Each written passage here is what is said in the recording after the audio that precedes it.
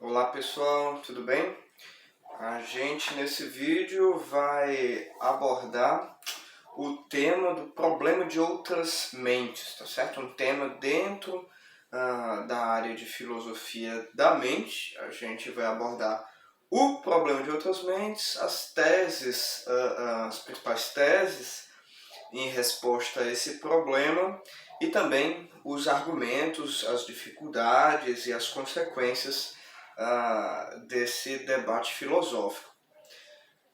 Inicialmente, parece um pouco estranho, o pitoresco, perguntar como é que a gente sabe que essa outra pessoa de fato tem mente, que é uma pessoa que, sei lá, tem, como as pessoas dizem, espírito, alma, consciência, etc, né? Isso é uma coisa que dificilmente a gente pensa no dia a dia.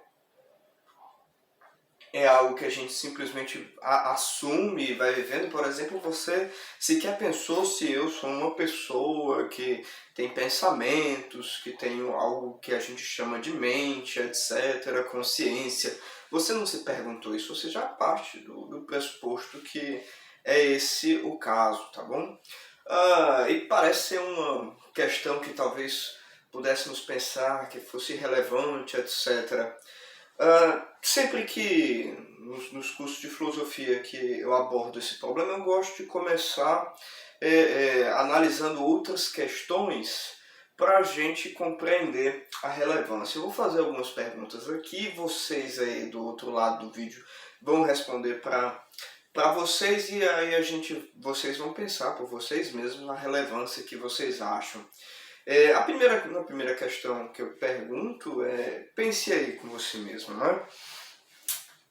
Você acha que a questão do aborto numa sociedade é uma questão relevante?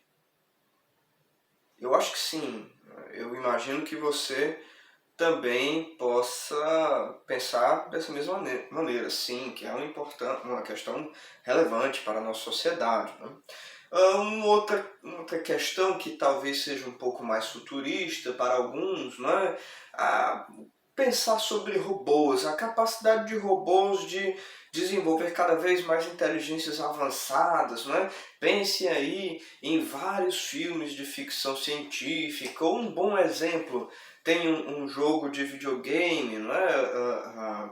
Detroit Become Human, né? Um jogo onde os robôs são tão avançados, que eles têm uma aparência e o comportamento deles, tudo faz a gente confundir com outros seres humanos, né? Eles começam a exigir direitos em uma sociedade e tudo mais. Pensar sobre isso, sobre como a gente vai se relacionar com máquinas cada vez mais inteligentes. Ou se essas máquinas são capazes de desenvolver consciência. Vocês acham que essa é uma questão interessante ou relevante? Me parece que sim. Imagino aí que talvez para a maioria de vocês também. Um outro questionamento. Pense aí nas questões de ética animal, né? Direito dos animais, como a gente se relaciona com outros animais, se a gente deve ou não permitir determinadas atitudes, se a gente assume que existe crueldade com animais, etc. Né? Vocês acham que essa é uma questão relevante? Me parece que sim, né? Inclusive para como a gente se alimenta, né? A nossa relação com os animais está aí inclusive relacionada com a nossa dieta, né? Com as nossas produções de alimento. Parece ser uma questão relevante, né? Eu responderia que sim. Se você, assim como eu, respondeu que sim para todas essas, ou pelo menos a maioria dessas questões, ou pelo menos alguma, então você há de concordar comigo no final desse vídeo que sim, a questão de outras mentes também é uma questão extremamente relevante, porque é a questão de fundo em todas essas outras questões. Para você determinar vários argumentos sobre a questão do aborto, muitos deles você precisa colocar um limiar de consciência. Quando é que é uma outra pessoa ali ou quando não é uma outra pessoa? A consciência é importante. Para o avanço da inteligência artificial é a mesma questão. Para a ética animal também, se é uma outra consciência ali, como é que eu devo me relacionar a ela, né? Todas essas questões de fundo tem aí um tipo de limite onde você precisa determinar quando outra entidade, na realidade, além de você, possui mente, possui consciência, possui alma, possui espírito, né? Como você queira denominar isso. Portanto, essa é a relevância desse questionamento, não é? Que às vezes parece tão estranho, mas está no fundo de todos esses pensamentos. E aí, frente a essa questão, vamos compreender o que realmente há de fundo aí. São duas coisas que nós precisamos saber. Como é que a gente sabe a verdade, né? Como é que a gente sabe determinar quando outra entidade possui a mente? E como é que a gente justifica isso, né? Antes, vão entender por que não é tão óbvio assim dizer que alguma outra coisa tem ou não tem a mente, né? No nosso curso a gente debateu anteriormente epistemologia, como é que a gente conhece as coisas, a gente duvidou até de que existe aí um instante atrás de mim, ou que esse vídeo aqui realmente foi de algum lugar na Terra, né? Pensem em hipóteses, em questões como as da Matrix e tudo mais. Aí a gente assumiu toda essa realidade. Tudo bem, a gente não conhece apenas as nossas sensações e impressões. A realidade de fato existe e está aí. Mas veja, isso que a gente chama de nós, o eu, o pensamento, são as nossas sensações, os nossos sentimentos, os nossos pensamentos. Você pode até acessar, né, de alguma forma a existência desse copo aqui, né, através das suas impressões. Agora, como é que você sabe o gosto da bebida que eu tomei agora há pouco? Você não tem acesso a isso. Nem eu tenho acesso a, sei lá, o gosto da sua última refeição. Isso é só seu, né? O cheiro do seu perfume favorito, né? O gosto do beijo da pessoa amada.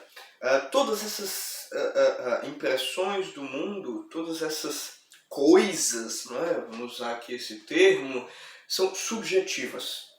Enquanto o copo que cada um acessa é objetivo. Enquanto todas as afirmações que a gente tem dos livros de física, química e biologia são informações objetivas que a gente tem sobre a realidade, né? Pelo menos de forma ingênua, sem problematizar.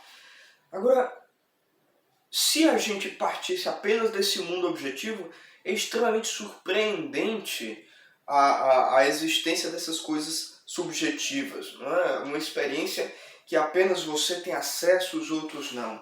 Então aí esse problema de outras mentes é isso. Você pode até conhecer o corpo da outra pessoa, o cheiro da outra pessoa, mas você não conhece o interior, as sensações e as experiências subjetivas dessa outra pessoa. Ora, isso fica de fora do seu mundo. Então, como é que você sabe que realmente aquela pessoa ali existe enquanto pessoa, não é? Como é que você sabe quando uma máquina vai ter sensações, experiências, consciência, pensamento? Quando é que você sabe que outro animal pode ser algo que tenha ou possua ou que seja consciente ou consciência? Como é que a gente sabe esse tipo de coisa? Um exemplo pitoresco, né? É uma anedota filosófica que existe, é que René Descartes, um filósofo da modernidade, filósofo francês, ele questionava sobre a existência de outras mentes, etc., e assumia que para seres humanos existem, mas enquanto a outros animais ele questionava. E a anedota conta que certa vez ele chutou um cachorro, o cachorro chorou, né, da suposta dor que estava tendo, e aí Descartes faz a seguinte afirmação: veja, esse cachorro não sente dor, ele apenas se comporta como se tivesse sentindo dores. Né? Essa é uma anedota interessante para a gente perceber. Veja, você tem acesso ao comportamento do cachorro, mas e a experiência? E a consciência do cachorro?